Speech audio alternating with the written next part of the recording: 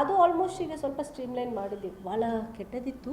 ಈಗ ಸ್ವಲ್ಪ ಲಾಸ್ಟ್ ಒಂದೆರಡು ಸಾರಿ ನಾವು ಸರ್ಕಾರ ಕಾರ್ಯದರ್ಶಿ ಅವರ ಅಧ್ಯಕ್ಷತೆಯಲ್ಲಿ ಮಾಡಿ ಓಲ್ವೋ ಜೊತೆನೂ ಮೀಟಿಂಗ್ ಮಾಡಿಸಿ so almost spare parts issues ಎಲ್ಲ ರಿಸಾಲ್ವ್ ಮಾಡ್ತೀವಿ. ಸ್ಪೇರ್ ಪಾರ್ಟ್ಸ್ ಕಾಸ್ಟ್ ಜಾಸ್ತಿ ಇದೆ, ಅದೊಂದು ತೊಂದರೆ ಆಗ್ತಾಯಿದೆ. ಬಟ್ ಅವೈಲಬಿಲಿಟಿ ಸ್ಪೇರ್ ಪಾರ್ಟ್ಸ್ ಈಗ ಸ್ವಲ್ಪ ಮಟ್ಟಿಗೆ ನಮಗೆ ಸಾಲ್ವ್ ಆಗಿದೆ. ಭಾಳ ತೀರಾ ಗಂಭೀರ ಪರಿಸ್ಥಿತಿ ಇತ್ತು, ಈಗ ಪರವಾಗಿಲ್ಲ. ನಾವೀಗ 88 ಶೆಡ್ಯೂಲ್ಸ್ ಆಪ್ರೇಟ್ ಮಾಡ್ತಾ ಇದ್ದೀವಿ. ಲೆಕ್ಕ ಮಾಡಿದ್ದೀರಾ ಈಗ? Actually 88 schedules 100 buses. ಸೊ 86 ಇತ್ತು, 84ಕ್ಕೆ ಮಾಡೀವಿ. ಈಗ 88ಗೆ ಬಂದಿದ್ದೀವಿ. ಸೊ ಮೆಕ್ಯಾನಿಕ್ಸ್ ಕೊಟ್ಟಿದ್ದೀವಿ, ಹೊಸ ಡಿಪೋ ಮ್ಯಾನೇಜರ್ಸ್, ಮೆಕ್ಯಾನಿಕಲ್ ಇಂಜಿನಿಯರ್ಸನ್ನು depot manager, full time depot manager ಕೊಟ್ಟಿದ್ದೀವಿ.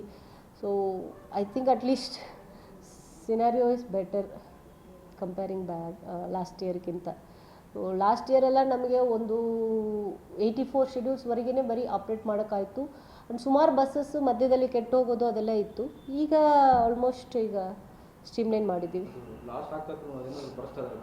ಅದು ಮೊನ್ನೆ ಕೂಡ ಡೆಲ್ಟ್ ಕಮಿಷನರ್ ಸರ್ ಇಲ್ಲಿ ಬಂದಿದ್ದರು, ಒಂದು ರಿವ್ಯೂ ಮಾಡಿದರು, ಮಣಿವಣ್ಣನ್ ಸರ್. ಸೊ ಆವಾಗ ನಮ್ಮ VGF ಎಷ್ಟು ನಮಗೆ ಬೇಕಾಯಿತು, ನಮಗೆ ಆಪ್ರೇಷನಲ್ ಪ್ರತಿ ಕಿಲೋಮೀಟ್ರಿಗೆ ಹೆಚ್ಚು ಖರ್ಚಾಗ್ತಾ ಇದೆ ಎಲ್ಲ ಬಗ್ಗೆ ಮಾಹಿತಿ ತೊಗೊಂಡಿದ್ರು. ಸೊ ಅಲ್ಲಿ ಹೋಗಿ ಮತ್ತೆ ಇನ್ನೊಂದು ಸಾರಿ ವಿಚಾರ ಮಾಡಿ ಹೇಳ್ತೀವಿ ಅಂತ ಹೇಳಿದ್ರು. ಪರ್ ಕಿಲೋಮೀಟರ್ಗೆ ನಮಗೆ 35 ರೂಪಾಯಿ ಲಾಸ್ ಇದೆ. ಒಂದು ತಿಂಗಳಿಗೆ 2.5 ಕೋಟಿ ಆಗುತ್ತಾ ಇದೆ. BRTS ಮಾತ್ರ ಅವ್ರು ಕೊಡ್ತಾ ಇಲ್ಲ ಯಾವುದು.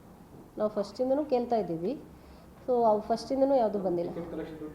ಟಿಕೆಟ್ ಕಲೆಕ್ಷನ್ ನಮ್ಗೆ ಬರ್ತದೆ. ಅದೇ ಕಿಲೋಮೀಟ್ರಿಗೆ ನಾನು 80 ರೂಪಾಯಿ ಖರ್ಚು ಮಾಡ್ತಾಯಿದ್ರೆ 50 ರೂಪಾಯಿ ಬರ್ತಾಯಿದೆ. 30 ರೂಪಾಯಿ ಏನು ನಮಗೆ ಇದು ಬೀಳ್ತಾ ಇದೆಯೋ ಅದನ್ನು ನಾವು VGF ಆಗಿ ಕೇಳ್ತಾ ಇದ್ದೀವಿ. ವಯಬಿಲಿಟಿ ಗ್ಯಾಪ್ ಫಂಡಿಂಗ್ ಅಂತ 2018ರಲ್ಲಿ ಶುರುವಾಯಿತು. ಅವಾಗಿಂದನೂ ಕ್ಲೈಮ್ ಮಾಡ್ತಾನೆ ಇದೀವಿ. ಅದು ಇನ್ನೂ 160 ಕೋಟಿ ನಮಗೆ ನಾವು VGF ಕ್ಲೈಮ್ ಮಾಡ್ತಾ ಇರೋದು. ಇಲ್ಲ, ಡಲ್ಟಿಂದ